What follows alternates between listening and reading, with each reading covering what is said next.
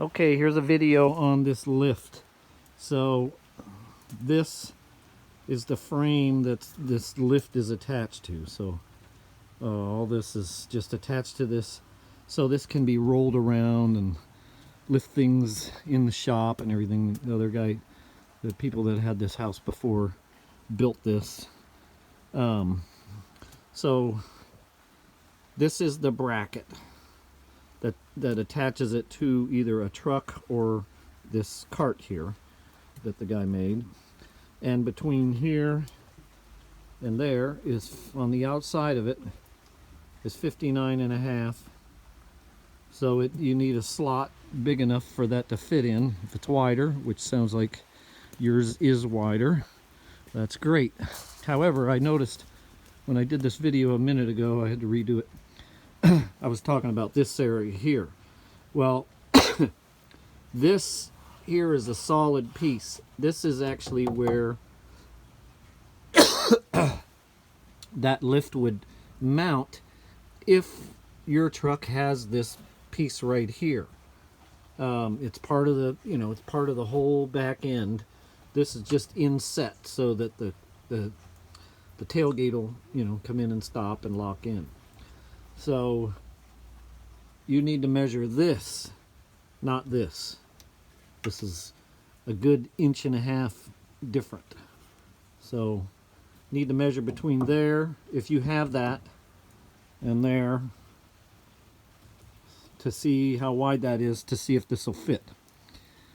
Because if you have all this business, you got to take all this stuff off. This requires a big Torx bit and an impact wrench probably to get that out of there, and then it's not quite flat, and take that off if you have all this business, and then that'll be removed. So if the bracket fits in there, it's going to be hard to mount it. And then you got to put a spacer in because that's 59 and you said yours is 65. So look here. This is flat, and I think this is meant for that type of mounting, because it's deeper in and it'll have this section here to sit on as well, when it's sitting for the weight, and then this just stabilizes it so that it won't be pulled out. With this, there's nothing underneath it to hold it up, so it's bearing all the weight, and that's not good either.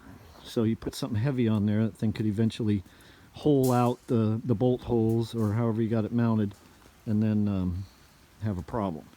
So I'm 98% sure that this is where that was intended to be mounted, if you have a wall like that in here. Okay, so that's how that goes. And then there's a cable. I would just hook up a